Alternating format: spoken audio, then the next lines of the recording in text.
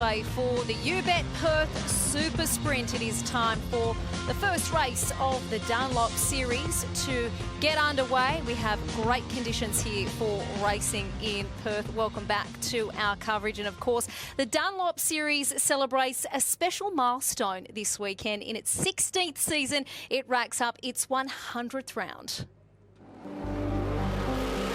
Considered the most successful of the Development Series graduates over the past 15 years, 2003 champion Mark Winterbottom is quick to credit the category for cementing a career 3 years later with FPR. Yeah, it showcased me because after the Development Series, I had 2 really bad years, but the thing that got me the drive in 2006 was the results. You know, a lot of them were 2003 because I proved that I was quick, I proved that I could do the job, but you know, teams sort of looked over the 2 years and looked back at 2003. So it's got me a career, I'd say, and yeah, it's a great stepping stone. Scott McLaughlin was the youngest ever driver to cut his teeth in the Dunlop series. At 16, he leapt from karts into V8 supercars, going on to claim a hard-fought title in 2012 at just 19 years of age. Yeah, it was huge. I mean, luckily in my whole time I was in Dunlop series, I was with a good team in regards to Stone Brothers Racing. So I learned a lot in that period of time, probably fast-forwarded me for the main series. So when I jumped into the main series, it wasn't as big a leap, but it was just an amazing series that for young guys to prove themselves to other teams, to prove for enduro drives and all that sort of stuff is it's huge and great for the sport, great for them. One driver who's claimed 2 championships more than 10 years apart is Paul Dumbrell. His performance in the Dunlop series continues to make him one of the most sought-after co-drivers for the endurance races. Yeah, I think the big differences back from the early 2000s, just the competitiveness of not only the drivers, the teams, and also the cars. You know, there's so many top flight cars in the category now, and top flight teams. You know, teams who obviously have a great opportunity to be competitive in the main series if they chose to go there. So it's been a great experience over the last couple of years, and certainly looking forward to hopefully getting through a few more rounds.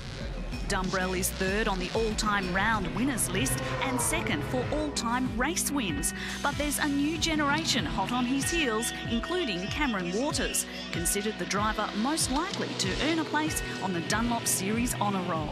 I'm planning to win this year. I don't really have any other objectives. I come 2nd last year, so I can only go better. So, yeah, I want to win this year, but I'm pretty sure the other guys are going to make it pretty hard for me.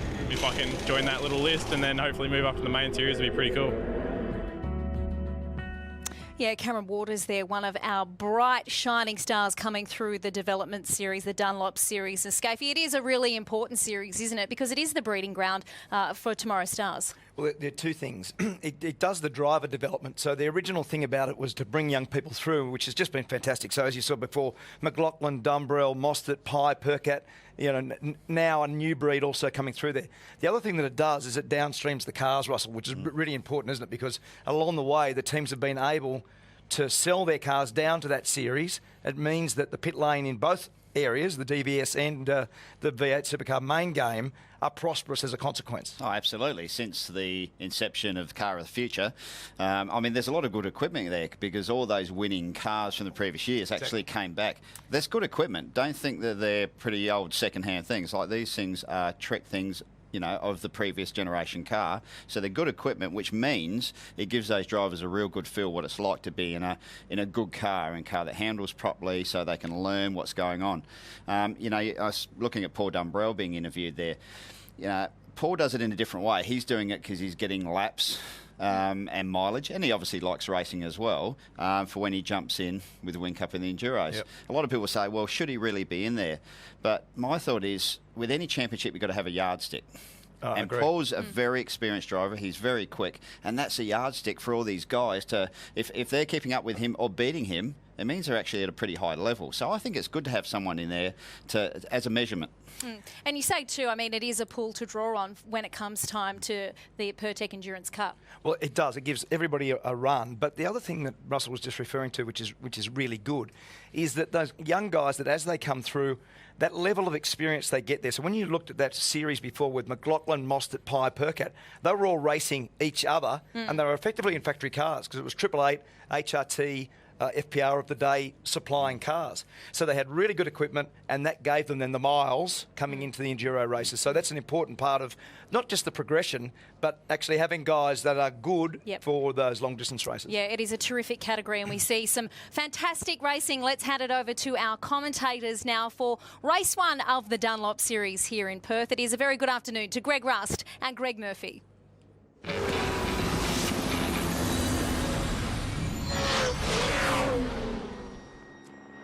It's the resumption of play in the Dunlop series, the second tier of the sport. Some of the stars of the V8 Supercar Championship series have come through this particular level of the sport.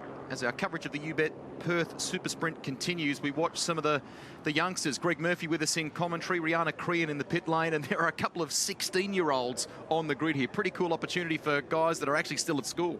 Yeah, Kurt Kostecki and Bryce Forward, who didn't have a great qualifying session, but 16 years old, mate. I was doing other things when I was 16, I can tell you. Rihanna. Chris Pither, it was great to grab your very first Roll pole position in the Dunlop series, and it's quite a nice view from here, isn't it? Yeah, definitely is. I could get pretty used to being parked here more often, so qualifying, it's obviously great to be on pole, but the race is what counts, so we need to step up now and go out there and get the points. Quite long races too, 28 laps, these ones. Yeah, they are. Obviously, Barbagallo here is a high sort of tyre degradation track, and I'm sure that's going to come into play. Hopefully we've got a nice consistent car and we can be there to the end. Good luck for this one. Thank you. And we might just head over quickly to Cameron Waters. He actually got a penalty for one of these races last year because his crew was actually on the grid for a little bit too longer than what they were supposed to be. Cam Waters, it was a bit of a tough race for you, this one here last year. I'm sure you're hoping to rectify it this year. Yeah, hopefully I don't get a pit lane penalty this year. So qualifying went pretty well. I was half a tenth off Chris. So yeah, I think we'll have a good race car. So we'll just see what we can do. Good luck, Cam. Thank you. It's the first of several races in what is the 100th championship round for the Dunlop series. And for this very first race, Chris Pither's pole position for Matthew White Motorsport, it's their 12th pole, ties them with Ford Performance Racing or Pro Drive Racing Australia, as we now know it in terms of DVS poles. Pither, the 31st different driver to take a pole in this sport. Jack LeBrock, really fantastic qualifying for this Dunlop Series race. Yeah, we ended up putting a lap together at the end there, and yeah, unfortunately we didn't do it on our first green lap, but yeah, just happy to be here. It's a personal best qualifying position, so yeah, just get off the line and hopefully have a nice clean race and see how we go. V8 Supercar drivers talking about tyre degradation. You guys are going to have to tackle that one as well. Yeah, definitely. We've got 2 sets of tyres for 3 races, so yeah, it's going to be a little bit of yeah, it's going to be interesting to see what happens, but yeah, we'll have to play our cards right and see how we go. Good luck. Cheers, thank you. Yeah, 28 laps. It's a little longer than what the Championship Series drivers tackled just a short time ago. This is what happened in qualifying. It was split into 2 sessions. The bottom at top 50% from the combined Friday practice sessions. Macaulay Jones attacking in the 14. And he wasn't the only one to do that at this point of the circuit. Terrific story, this one, from Newcastle. Aaron Russell, with all of his family here basically working on the car. The Plus Fitness entry was fastest in the bottom 50%, but it kept him in the top 10 for the second session. Yeah, he did a superb job. But there's young Bryce Forward talking about him before, the 16-year-old. You can see the damage to the left front of his car. Cam Waters, he was expecting big things, and he came close, very, very close, but Chris Pither was just a little bit faster as we see the NZ Falcon through turn 3 using the curb. Lights ablaze on a hot lap. There's Simon Evans in the 111, the Super Black Racing entry. Never been here before. His second event in one of these cars. Did a superb job. Jack LeBrock, as Rihanna said, personal best for him.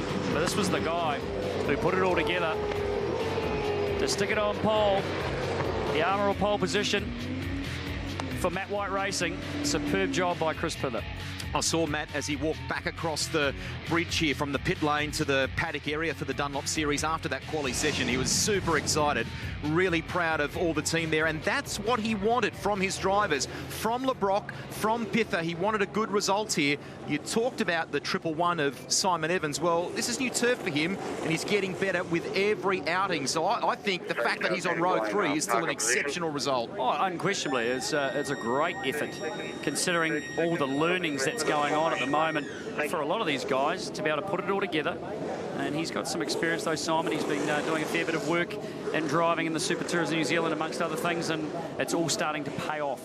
Just to clarify there, that doesn't mean Cam Waters is on 0. It means there is no difference in the points. He and Paul Dumbrell are tied on 288 points at the top of the order coming into round 2 of the Dunlop series. It's been a bit of a gap since the Clipsal 500 for competitors. Some of them have been off doing different things. Gary Jacobson racing in the UK in the lead up to this one. Good news for Jack LeBrock. He'll be with the Erebus Motorsport team in the V8 Supercars Championship for the Enduros. As we look at the grid for this one, Pither and Waters on the front row.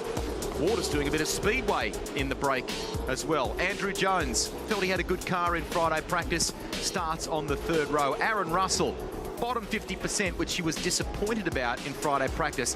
That's a terrific result. It was. It's great to see. He worked away very hard. There's Taz Douglas next to Josh Keane. Gary Jacobson a little bit further back in that Eggleston Motorsport car. We expect these guys to be further up the field. There's Ant Pedersen even further back, struggling to get those cars where they should be up the front. Bryce Forward with that little incident that we saw. Oh, what a shame. Matt Hansen stuck there on the grid. He looks like he's going to have to get towed off, so not the way he wants to start this race here today. It's an extra 888 car as well, prepared out of Melbourne, and he is getting removed, so he won't be seeing the start. Although he's bump started, must have unable to get that car started, so he's given it a bump start, and then he may have stalled it again, yeah, potentially. Yeah. No, it's running, but he's a long way behind the field. So I wonder what will happen here just in terms of the field will grid up here, and he's massively behind them, as you can see. Here they come, Pither and Waters. Well, actually a bit lost on this one, Rusty. I'm not sure what the protocol is with this one. As the field comes round to form up on the grid, Matt Hansen's trying to do a fast lap to come around behind them, but not 100% sure how that one works. As they line up, Cam Waters taking the spot. He will be trying to emulate what Mark Winterbottom did in race 7 today when he got a jump on his teammate Chaz Mostert and rounded him up on the outside into 1. And Mark Winterbottom, previous champion in the Dunlop series also, one of the real key figures to come through this series and make good in the main game. They'll be doing their debriefs, the Championship Series guys, but don't for a moment think they won't be keeping an eye on what happens in this race. They love the Dunlop Series. So he gets the lap done. Wow. But from the back, the 50, Waters and Pither. Well, the rest of the field's all formed up, has been for a little bit of time. He's way off the back, the green flag. They waited for him. Matt Hansen, after stalling the car, ready for the green flag. Scheduled for 28 laps. This is it. Who's going to get the jump? Icebreak Racing entry of Chris Pither, the Kiwi on pole. Waters, equal championship leader. In car 5, he makes a good start. But Pither should. Yeah, LeBrock did a good job, didn't he? He's got underneath. Cam Waters, 2 slots into second as LeBrock. As Dumbrell's on the inside of Waters. They touch. Eggleston Motorsport car running wide, using every bit of road, running Cam Waters, touching again. But he manages to slot in front of Paul Dumbrell. Aaron Russell, a fast start round the outside of Andrew Jones to take the position into turn 4. Terrific stuff. Russell attacking. Pither and LeBrock getting on with the job. They have a little bit of breathing space. Back to Cam Waters and Paul Dumbrell. That was a frantic start, wasn't it? Everyone did a very good job. Yeah, jostling for position, trying to make the most of the initial part of the race. James Golding underneath Josh Keane. But Pither clean, got to get away, as was Jack LeBrock on the inside. Jones defending here from Jones on the inside of Russell. 35 trying to come through as well. Todd Hazelwood just clips that curb on the entry. Jones should have the run on Russell. The line, look at them here. Morris, big dive bomb, big braking move. Russell trying to go around the outside. It's a long way around. He's not going to get it done late in the piece. As Morris moves ahead too. Simon Evers looking on. Trying to stick the nose in on Todd Hazelwood. Taz Douglas as well. Made a couple of spots up behind Evans. How racy does Aaron Russell look here in the 58, the Plus Fitness Falcon, fighting with Andrew Jones. That's for 5th position. So now they need to settle down. Start to think about the distance. 28 laps. It is a long run around here on this one set of tyres. Cam Waters looking to recover after battling with Dumbrell early on. 2 abreast down into turn 7. That's Shay Davies on the inside. Golding off to the right-hand side, the far right of your screen there off turn 7. Davies trying to defend both of 54 of Jacobson and the car that splits them. I think that's the Heyman Reese entry in between. That's Jesse Dixon. Yeah. So here's a replay at the start. It actually didn't initially look like Chris Pither got the jump, but he was clean. You see the wheel spin of the 5 on the outside, and that was enough to cost him that initial spot. Dumbrell thought he was going to get a spot on the NZ car, but couldn't make it happen. Touched 2 or 3 times all the way through. And there's Aaron Russell running side by side with Andrew Jones. Dumbrell tried to force him, tried to force Waters wide. And now he attacks LeBron. It's all about patience. Dumbrell wide up over the curb. Some of the younger fans crossing the bridge there as the cars fire underneath. Sorry, guys, we don't mean to scare you, but that's what V8 Supercar Racing's all about. It's loud and proud. Great to have the families here trackside, and they love this event in WA, the annual stop on the tour. Waters getting closer to LeBrock here. This is all about patience, Rusty. Managing this whole process, the communication with the pit lane as well, monitoring the gaps and the lap speed.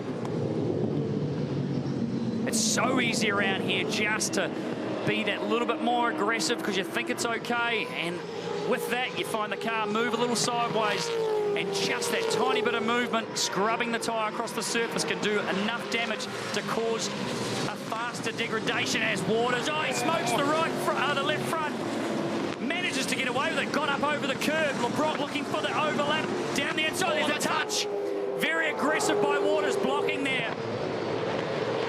It looked like LeBrock was going to get a little overlap on Waters, but Waters shut him out. And look at the champion in the background, Dumbrell, just waiting for the chaos in front of him. Well, he'll be as cool as a cucumber in there. He'll know what he needs to do as we go back to see the replay down to 7. Oh, Waters was deep, very deep. See him modulating the pedal to get that left front rolling again. And then comes across quite aggressively, the touch on the front straight. Different angle for you here now. Oh, it was quite an aggressive move, to be honest. A significant turn in the steering wheel there to try and cover the line. This is all good for Chris Pither up in front. He's banking some solid laps and enjoys an advantage of 1.4 seconds. Just wonder if the message to Cam, the NZ car, is going to be, hey, we've got 23 laps to go in this one. Undoubtedly, he will be pacing himself, working towards a lap time, trying to minimise the degradation. Remember, they only get 2 sets of tyres, these guys, for 3 races. This is a tricky, hard situation for them all to be in. How is Sunday afternoon going to be? It's going to be a wild race there. I think Ben Eagleston said to me before, that line that Neil Crompton's used, cleanest dirty shirts, whatever match you could put together for Sunday out of that set. So. Absolutely. So, playing it smooth, looking after it right now. Here's Macaulay Jones. With Jesse Dixon behind. James Golding in the 99 for GRM. Following up there, Scotty McLaughlin getting ready again for race 8 this afternoon. He's doing a great job. The applause there as Golding gets through, but Dixon changes attack, changes angle coming out of turn 6 and gets a good drive off that turn as well. That's the beauty of this place. You fire in, you're limited so much on the grip. You run a little wide and the guy on the outside can just slot his nose in there and force the change of position as Golding runs right behind the curb, and he'll get a strike for doing that. There's a timing line out there, so he gets a cut next to his name. Josh Keane coming through as well. Good work in the alphabet. Entry, and a little sideways off the turn. We'll just watch this for a second here. Side by Golding. side, he's still there, Josh Keane. Oh, Golding misses out. And Keane moves through. Scott McLaughlin is, I'm not sure if you're enjoying it or feeling a little bit nervous watching James Golding in this Dunlop Series race. No, I'm probably more frustrated. No, he's all right. He just bloody should have got back in there. He's hanging on the outside too much, but no, he's doing a great job for a young kid and he's going places. And bouncing back well, because he had a tough start at the Clipsal 500. Yeah, his confidence was knocked around a bit, but yeah, he had a good test day a couple of weeks ago, and it's just good for his confidence to get back up and get back in the seat. But he's having a good time here, but yeah, I'll talk to him when he gets back. Give him some advice. Thanks, Scott. Yeah, it was about me not long ago, so... Some talk of a mechanical black flag for car 7, Brett Hobson, and given the work those boys have done in the Challenger entry in the lead up to this event, that's a heartbreaking one, but heartbreak also for Andrew Jones. What is wrong with car 8 after such a good qualifying run? The Brad Jones driver. We saw his car sitting there in pit lane. We didn't see sort of anything from that car on the track, but he's disappeared into pit lane with obviously a problem under the hood. So disappointing for him. Taz Douglas here with Gary Jacobson. Jacobson trying to recover from a pretty poor qualifying. He was very excited on Thursday afternoon when we caught up with him, just with what he's been doing lately at Silverstone last week racing. As he puts his nose down the inside of Douglas, who gives him some room. He saw him there, runs the high line and manages to hold on to that position, covers down the inside into turn 1. Jacobson forced to the high line again. There's a bit of a battle going here. You've got to be very careful that you don't start using up the tyres, put the car in the wrong position and cost you lap time, but also cost you tyre life as well.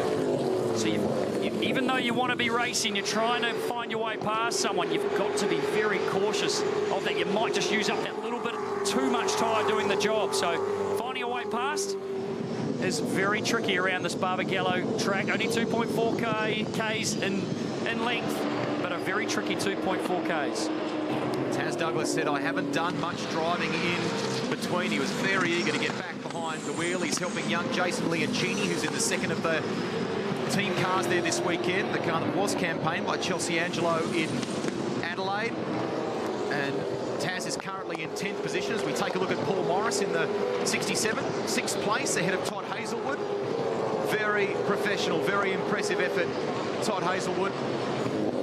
Simon Evans back in 8th, then Shay Davies. But the race being led by Pither, but it's only half a second between he and Cam Waters now.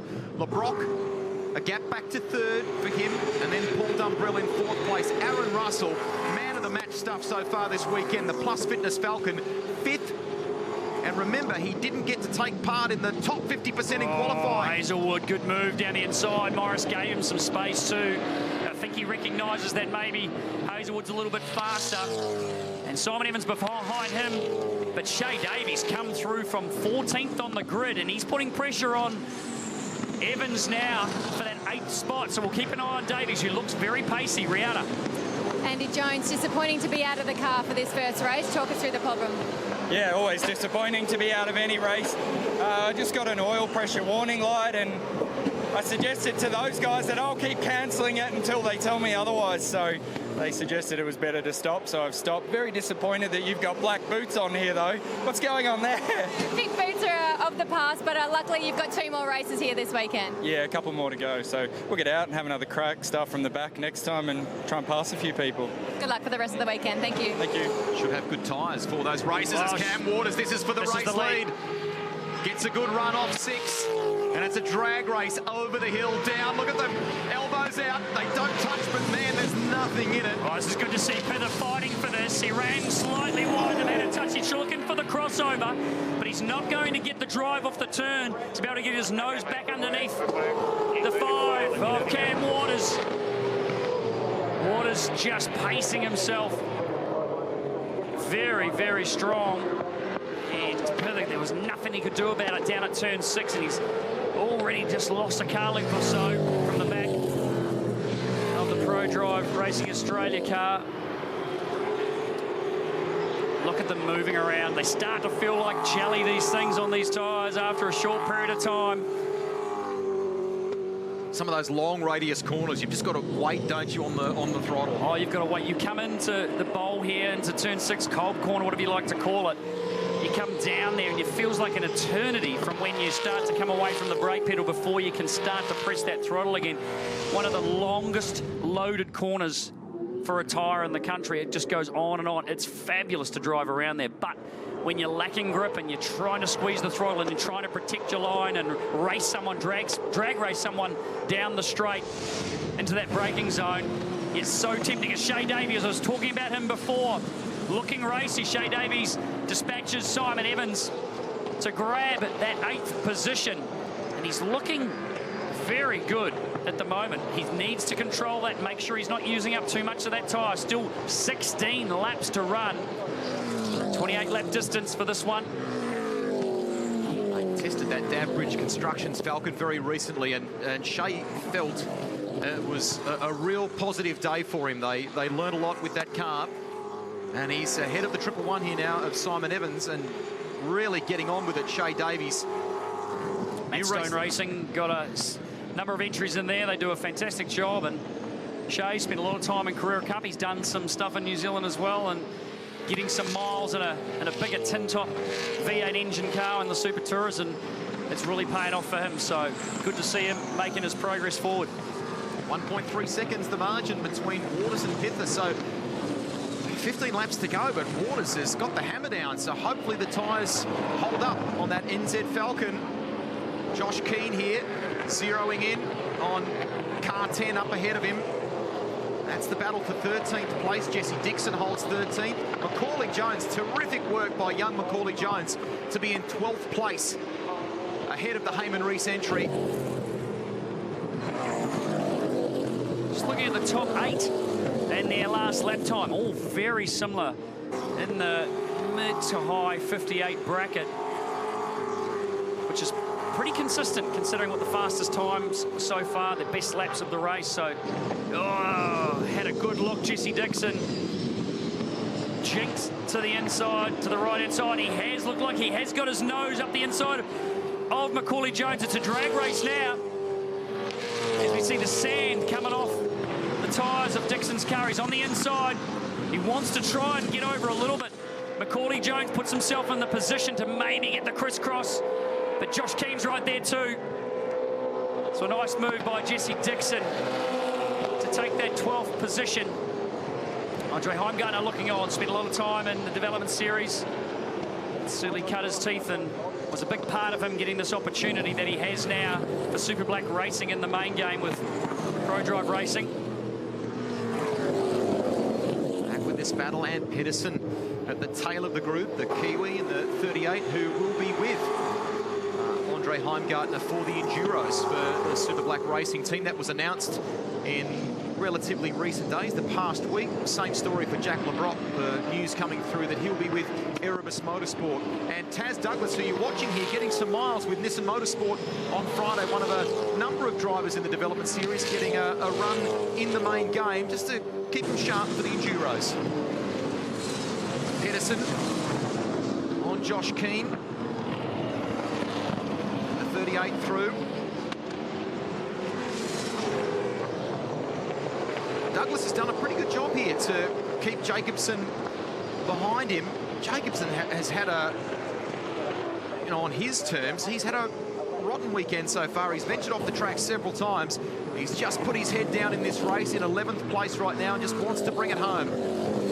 Tell you what, Rusty, just looking at the next lap time, a lot of these guys now dropping into that 60-second bracket. So, management of the tyre just so critical. It's going to be a big learning curve for a number of the drivers in this field who've never felt anything like this before in a race car. Big V8 supercar, plenty of horsepower. Probably not the biggest tyre based on the amount of horsepower as Golding slots down the inside of Macaulay Jones, who's just starting to have a bit of a struggle.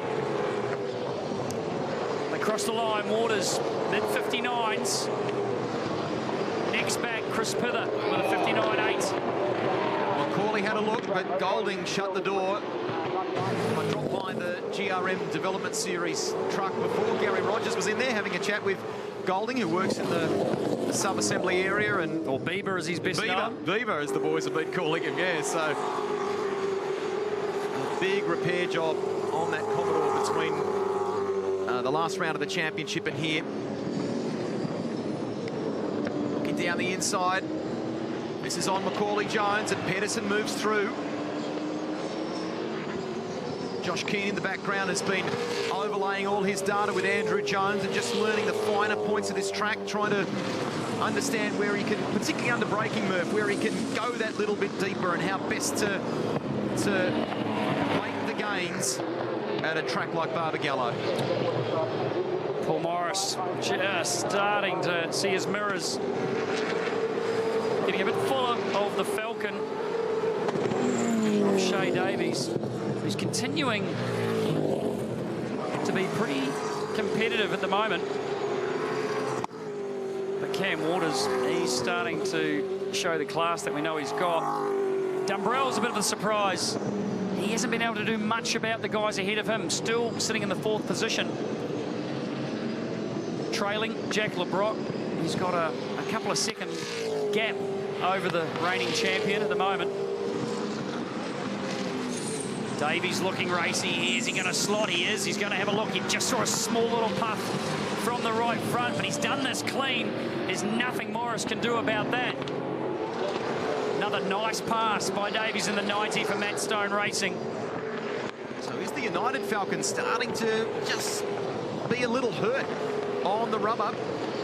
It's Waters leading from Pither with Jack LeBrock in 3rd. And Andre Hungardner watching on this race. It was announced last week that you again will be pairing with Ant Pedersen in the enduro races later on this year. Yeah, it'll be good. It's we did it right last year at Bathurst, so it makes sense to do it again this year. And you've recently moved, or at the start of this year, you moved into Melbourne when you joined the team here at Pro Drive Racing Australia. You're renting, actually, Mark Winterbottom's house. How's that all, going down together? Yeah, I am. So I moved there from the Gold Coast, and it's I like living there. But yeah, I'm in one of Mark's apartments, so it's pretty interesting. So I better not put a hole in the wall or something. He might come and twinkle with my car overnight. Yeah, you might want to be careful with that. Thanks, Andre. That's all right, thanks. What are the parties like at Heimgartner's place, putting a hole in the wall? Might not get his bond back. I don't want the landlord on the phone. I think we should invite ourselves around, Rusty. Mark Winterbottom, he won't mind.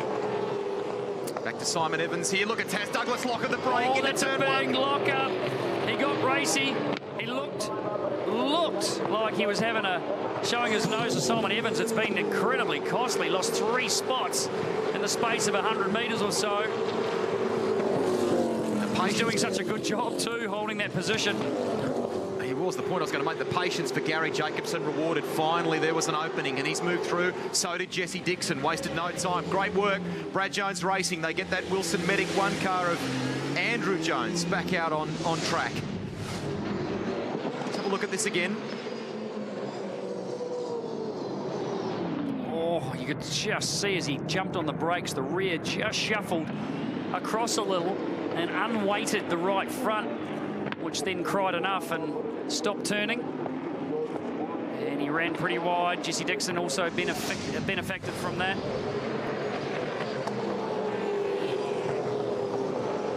Benefited from that, I should say. Yeah, what you meant. Yeah. What you meant. And Josh Keane's ahead of Macaulay Jones now. Back at the front, here's the NZ Falcon. Look at the margin, 3.2 seconds. Got to wonder, Chris Pither, Jack LeBrock, they are run by Matthew White. He's been a part of this sport for a massive chunk of the 100 rounds we are celebrating in the Dunlop Series. 93 events, either as a driver or as a team owner. Just wonder if that experience is kicking in. Hey Chris, hey Jack, we need a good bank of rubber. We've got 3 races here. Waters has gone hard from the outset, hasn't he? Yeah, but the car does look good. There's Dumbrell. crashes over the curb at the exit of 7. As you said before, there's a timing loop in there. You've got to be a bit careful that you don't run too wide, get too many strikes over the curb and over the outside of that, over the timing loop, and you end up having to do a tour through the pit lane. At the moment, no one really in any real sign of having to do that. I was a little bit surprised that Andrew Jones went back out, albeit although it says he's still in the pits there, so maybe he's not on the circuit. He'll be looking to save those tyres, as you suggested, Rusty, earlier, for tomorrow's race. It feels like yesterday this bloke was coming through Formula Holden, and then he was a young, a young bloke very much when he won his first development series. I can remember him clinching that at Mallala Raceway over a decade ago, and he's now won the championship for a second time, clinched it in 2014, but he will lose the championship lead here if Waters continues as race leader. Dumbrell is fourth. The pair of them came in equal at the top of the points ladder on 288 prior to this race, so Waters should inherit the points lead. Look at this here as Jacobson is harassing Simon Evans. Will he get off the turn better? Simon using all the road, covers down the inside with 6 laps remaining.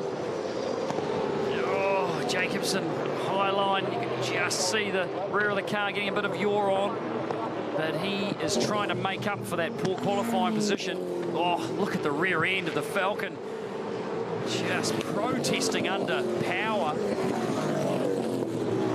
He's run a bit wide. There's not much Jacobson's going to be able to do here except try and get a crossover and come down the hill, which I think he's going to do. He's got the overlap very early on. So this has paid dividend, that harassment. Gets a clean run in inside. Now Dixon's going to look to try and benefit also. He's been strong in this part of the track, hasn't he? Yeah, Jesse Dixon. And Golding keeping with them. He's staying in touch with them. James Golding, he is up to 12th place. Awesome stuff by Bieber in the 99. Making a move down the inside, that's Ant Pedersen. Battling away with Taz Douglas there. Douglas back up the inside as they come off that turn. Keane looks like he has a bit of a buffer now, a margin that he's enjoying over Macaulay Jones. Just wonder if the tyres may be hurting for Macaulay Jones. Back with Evans, and the replay of what ultimately was the move by Gary Jacobson. He was just putting the pressure on, wasn't he? Great slow-mo of how these cars are moving around on these tyres. Brianna. Yeah, Andy Jones in the Wilson Medic 1 car did actually go out. He did 1 lap, but they were still suffering with that low oil pressure, so they brought him back in, and he has got out the car, so his day is done now, officially. Oh, disappointing for him, as we saw, but James Golding, well, he's driving forward for old Simon Evans as after that fantastic qualifying performance, finding it really, really tough out there at the moment, and just been slipping slowly back. 4 laps to go, mate. 4 to go, P11. Already a message to James Golding as we see Pedersen continuing that fight with Douglas. Josh Keane's right there. He's having a terrific run. Josh Keane, 15th place. Over our track cam. And with less than 4 to go, this will be interesting just to see who's where in terms of tyre life. Still 2 races to come for the Dunlop Series this weekend. And as Greg said before, just the 2 sets of tyres of Dunlop slick tyres to use as Josh Keane makes the move on Douglas. Will he get it turned, or Douglas get an overlap coming out, get the crossover? He may have just done it. There'll be a drag race down the straight. Douglas trying to keep that spot. They're fighting here over 14th position. And now Keane will look to try and do the same thing. Crossover. He's unable to do it this lap, though. Waters has pulled that gap out to 5 seconds over Chris Pither. Doing it pretty easy at this stage. He'll be able to be looking after those Dunlops on his car, saving whatever he can for use in the next couple of races tomorrow.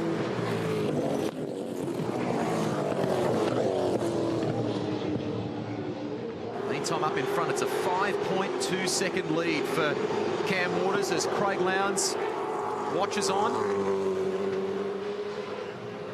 Everyone, of course, wanting to know what he'll be able to do as Keane looks down the inside. I'm talking about whether Lowndes can get that 100th. Don't forget the second V8 Supercar race coming up. He's trying to get it done again, second time round. He's managed to get the overlap, pretty much do what Douglas did to him in return 1 lap ago. So he's got the inside line this time, the one that he wants. Now Douglas will look for that crossover, and they're going to continue to fight as Macaulay Jones gets in on the action. So Josh Keane unable to just slow it down enough through the centre, although he's going to try and stay on the outside. He's been given a touch, which is going to be costly. BJR teammates now side by side. Oh, through a very tricky part of the track. Okay, mate, it's the beginning of your last lap. Macaulay may have just eased off a little bit and let the tyres recover. He's come back into play in that battle there. You heard the Pro Drive guys just chatting with Cam Waters. Awesome performance in the NZ Falcon. Less than a lap to go now.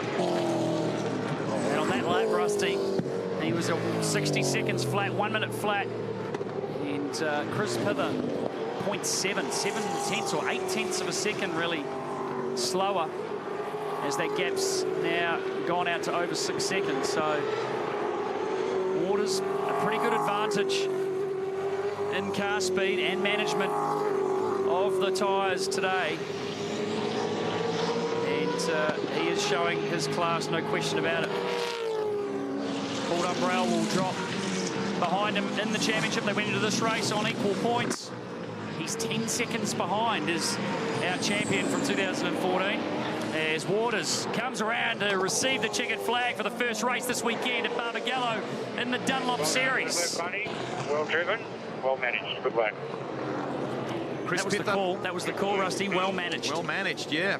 Pither takes second place for Icebreak Racing for Matthew White's team, and both of their drivers in the top 3. A brilliant result for Jack LeBrock. Dumbrell outside the 3, but still points. It's good points for Dumbrell in 4th spot, and Aaron Russell. That so far, just in terms of his performance over the weekend, man of the match stuff. Well done, Aaron Russell. Very strong at the commencement of the race, and a shout out to Todd Hazelwood as well. 6th position. That battle in the end with Taz Douglas. He gets the upper hand, holds it for 14th spot over Macaulay Jones and Josh Keane. Shay Davies, yeah, that's a very, very good point, Murph. 7th spot in the 90s. That's another one we should talk about. Yeah, well, he came through from 14th position, so a big mover.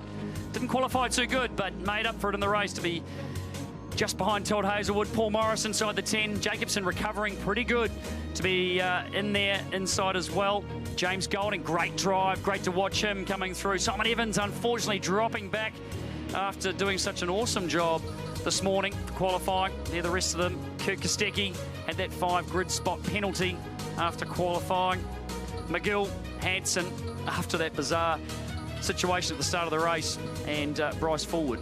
I hope they can get that car repaired for not making the start. Yeah, we saw it in the highlights prior to the race, the damage that he suffered earlier today. Hope he'll be back for the remainder of the weekend in the 100th Dunlop Series round. But we're all counting down now. We are all about race 8 of the championship, and as you can see, it's not too far away.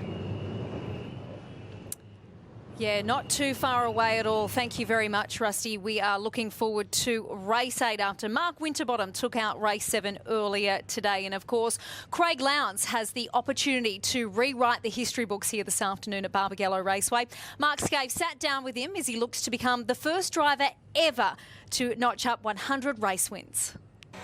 Well, Craig, thanks for your time, mate. It's obviously a very interesting period in your career right now, with right on the cusp of 100 wins. Congratulations. Yeah, thank you. Look, it is exciting times. Like, we were talking a bit before, and you just never know where you're going to end up in motor racing. You don't know if you're going to get 12 months down the track and you get a sack, or you're going to be around for as long as I have. You just never know in this industry, and to be able to sit here now talking to you about the potential of 100 is quite amazing.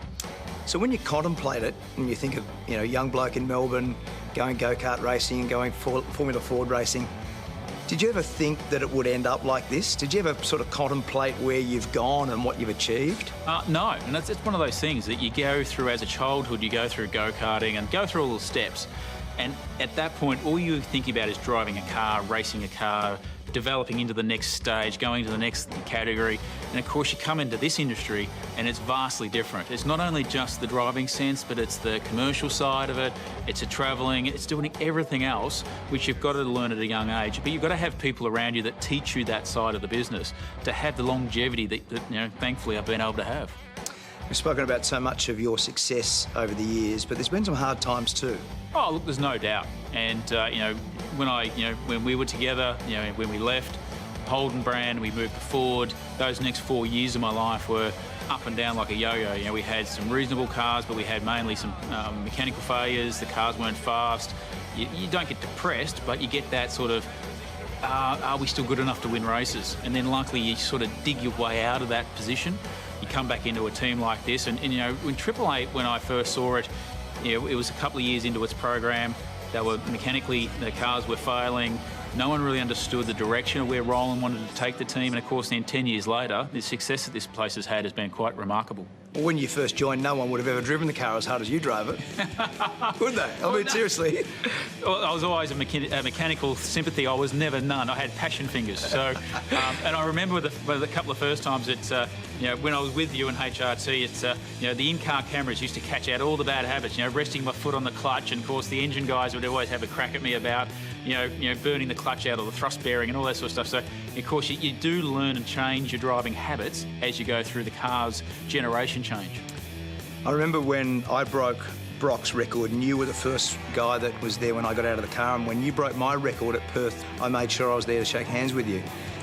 It's quite an emotional thing because it sort of almost explains the journey in terms of the number of wins. What will 100 mean to you? Oh, look, at the moment I don't know.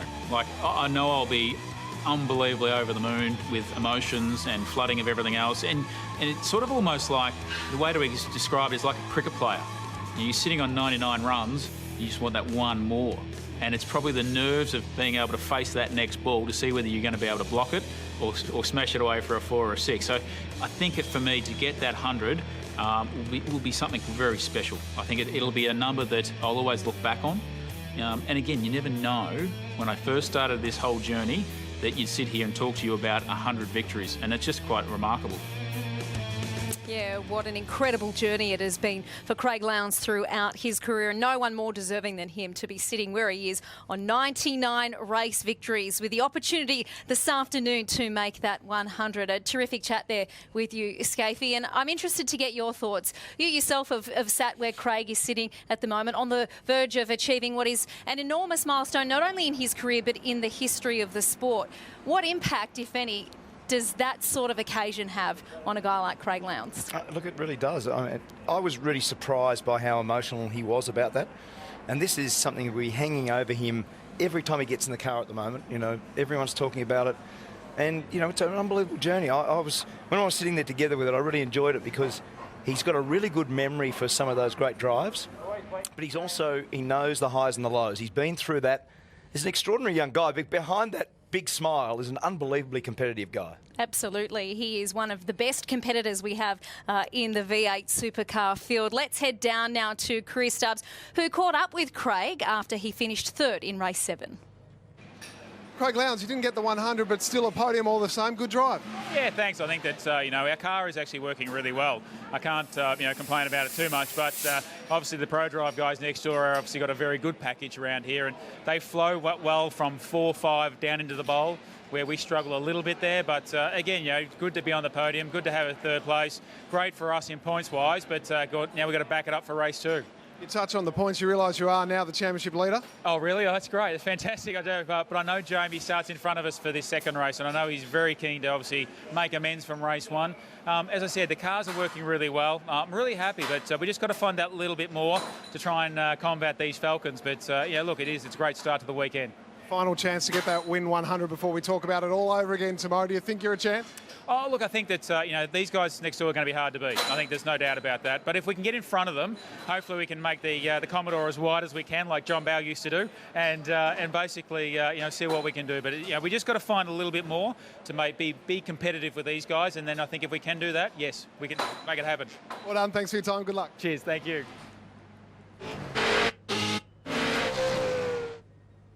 Well, Well, there's Craig after a very successful first race. Always a good starter, Craig. He knew he had to get James off the start because James would be a pain to get past if he jumped him. He's already identified where the car is slow.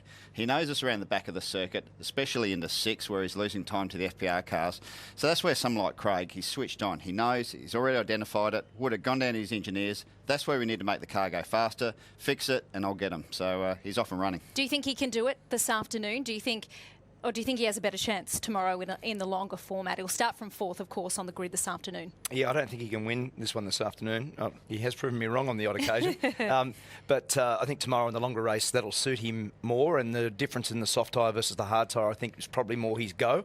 But he's just a little bit back. And I think his point there, comparing with ProDrive, as you said, he's a savvy racer. That's one of the things that you don't really understand about Craig. He's a hardcore racer. So he would have gone straight back and said to Grant McPherson, we need to fix this thing at these 2 spots. Yeah.